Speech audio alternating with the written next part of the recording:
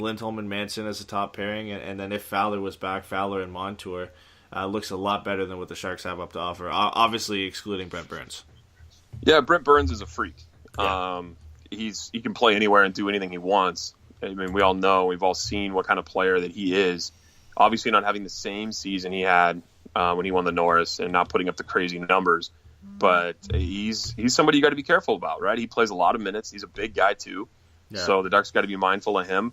But yeah, Paul Martin doesn't bother me at all. Like I'm surprised he's still playing. He's been injured so often. So the fact he's on the top pair, I mean, sure, whatever. I mean, he's not going to burn you by scoring, but he's definitely a decent defender. And I've always liked Mark-Edward Vlasic. I think he's a great defenseman. And Justin Braun's not too bad either. But I agree, man. That third pairing is really nothing. But I mean, it's better than what we got right now, unfortunately. Yeah, I even think the second pairing right now is probably better than what the Ducks can offer with Fowler out of the lineup, because you've got Beauchemin and Montour, and Montour is obviously a plus, but then having Beauchemin there makes it difficult. So, you know, I would on the top pairing, it's tough to give a slight edge to the Ducks, but I think I would, just because you know how good Lindholm and Manson have been together. And the Sharks are very, very close, obviously because of Brent Burns. But like you said, Paul Martin does nothing for me on that top pairing. And I feel like he's going to have to get carried a lot by Brent Burns, which he's obviously capable of doing. For the second pairing, I give the edge probably to the Sharks. I think Marc-Andre Vlasic, Justin Braun is a more suitable and reliable pairing than Beauchemin and Montour.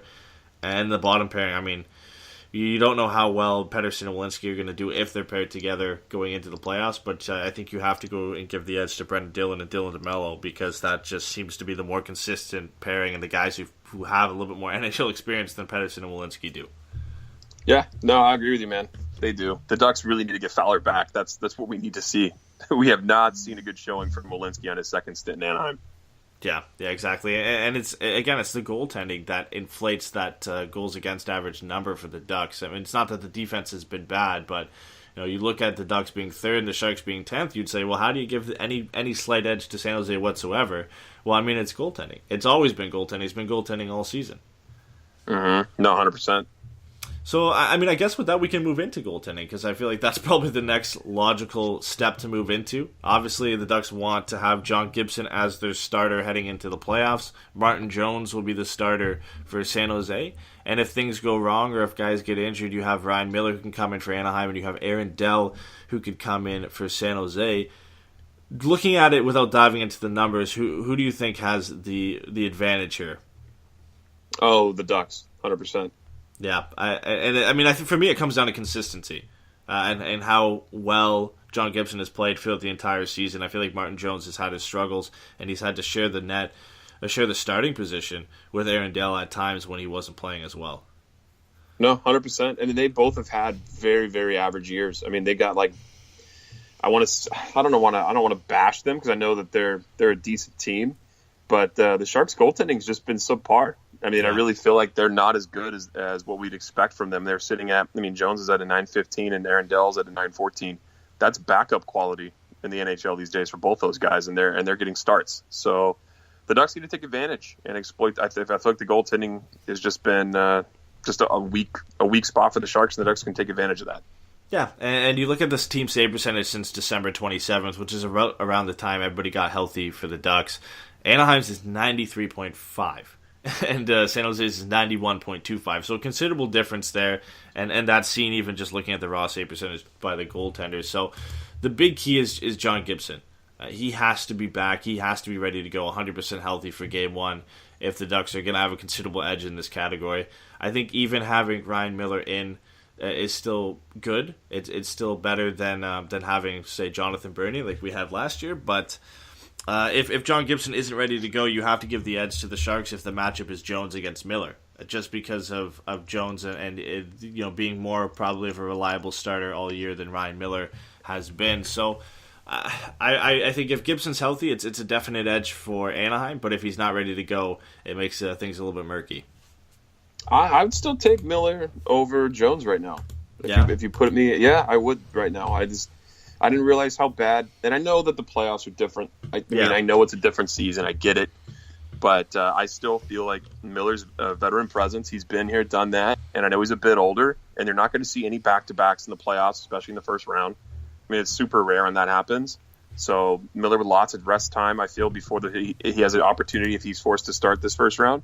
And I think he'll be good to go. I think the Ducks have the advantage in net. Yeah, and going on base, it's been difficult not to blow up on fans still questioning if we should start Miller. When's that going to end? It never ends. I mean, it was here when we had Freddie and Gibby, and it was who we were going to start then, and it was always, should we start Freddie over Gibby? Should we start Gibby over Freddie?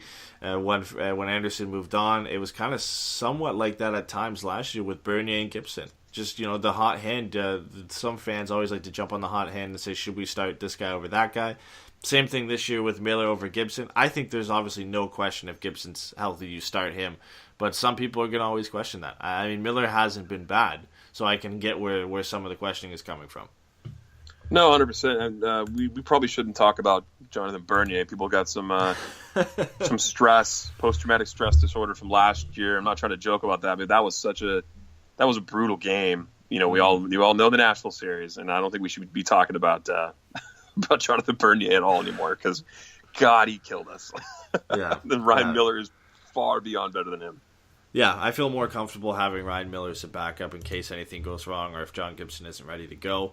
Let's move on to the big one, and that's offense. And I think if we kind of look at the Ducks and the Sharks records since December 27th, again, when everybody came back healthy, I believe, they're pretty similar. The Ducks are 28, 12, and 5 since the 27th of December. San Jose is 26, 16, and 6. Pretty close. Anaheim's Corsi for percentage is 50.36. San Jose is 49.49. Again, relatively close. I think they're evenly matched as an offense. It's tough. I mean, the Ducks are ranked 18th in goals per game. Haven't been great all season. Have kicked it up lately. They finally gotten out of that bottom 10 and moved up into 18th. Sharks are at 13th, and a big boost to their lineup has been Evander Kane. How do you think the two offenses match up? It is close. With Evander Kane, and the guy's got 14 points in 17 games for the Sharks. He's been a hell of a pickup. 9 of those are goals, as you would expect. He's more of a scorer. And they've got guys up and down the lineup that can burn you, really. I mean, they got some speed, too. Hurdle and Logan Couture. They're not an offensively inept team. And it could get dangerous to the Ducks here. But I feel...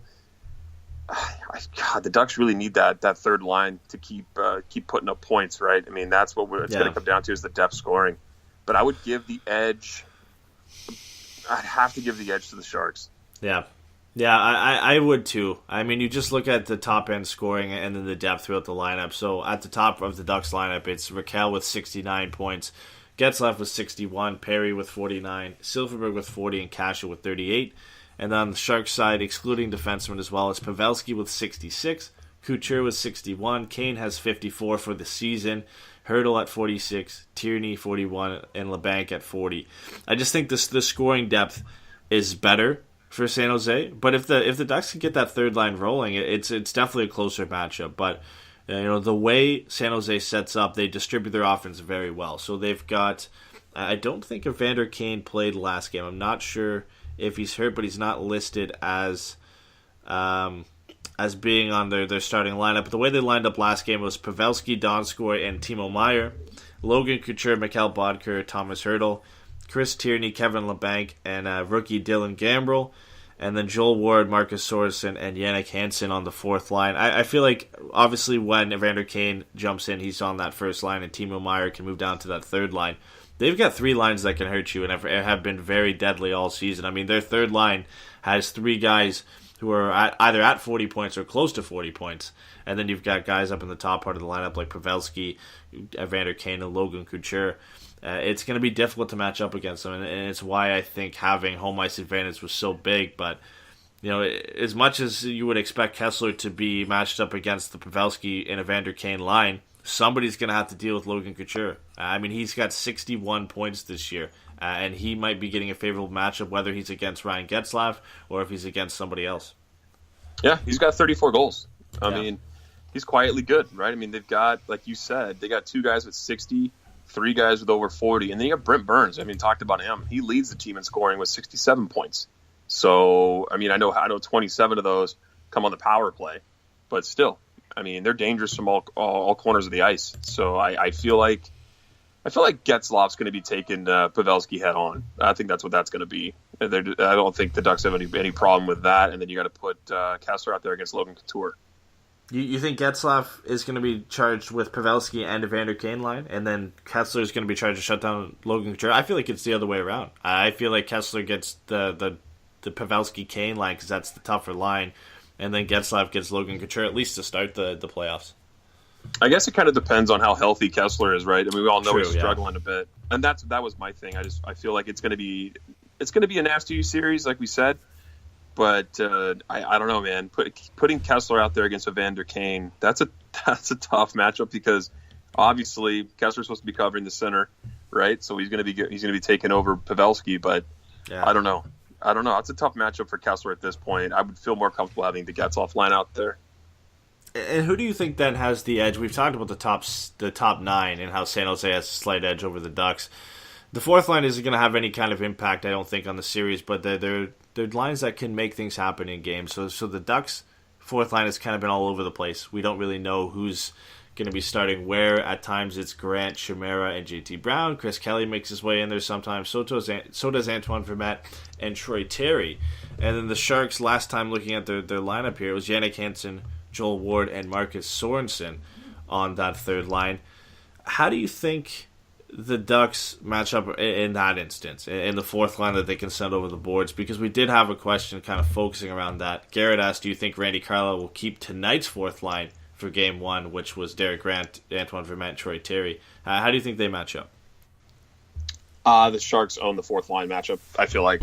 Yeah. Joel Ward's a good player. Jannik Hansen's a good player. And it's those random guys in the depth chart that burn you. You know, I always feel like that happens at some point. Like they don't move the needle too far one way or the other. But there's always a game-breaking moment in the playoffs where they're like, who just scored that goal? Wait a minute, who is that guy? Yeah. And it's usually a guy in the depth chart that gets left alone, just for a second and is able to bury it. I don't have any faith in Chris Kelly, so I hope he doesn't have to come back.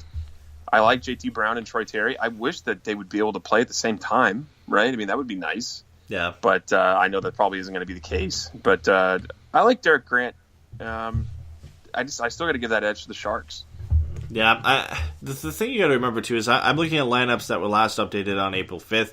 They don't include Evander Kane. They don't include Melker Karlsson. And the big guy they still don't include is Joe Thornton. So he's being called doubtful for Game 1. Doesn't mean he'll be ready for Game 2 either. I mean, it could be a while before he comes back. But this is how their lineup would look if Joe Thornton was back. So the first line you would expect to be Evander Kane, Joe Pavelski, Jonas Donskoy.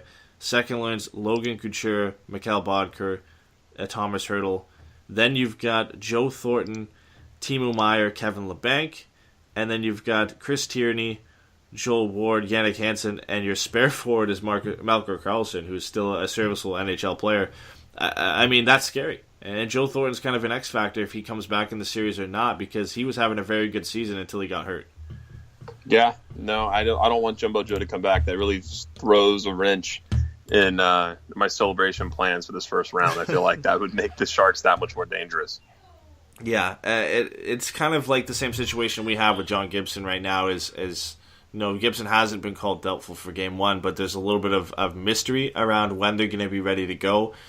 With Joe Thornton being called doubtful for Game 1, like I said, it doesn't mean he's going to be that much better for Game 2. The extent of his injury means he could still miss the entire series. They're just hoping that he can come back at some point. I mean, for the Ducks, it would be better if he didn't, because he makes that team so much deeper. I mean, imagine having to match up against their top 3 centers of Joe Pavelski, Logan Couture, and Joe Thornton, and then you even have Chris Tierney on the fourth line who's a serviceable center on his own right.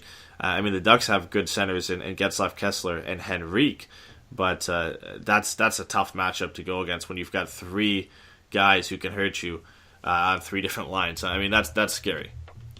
That's how the league's built nowadays, though. You kind of have to come prepared and expect that.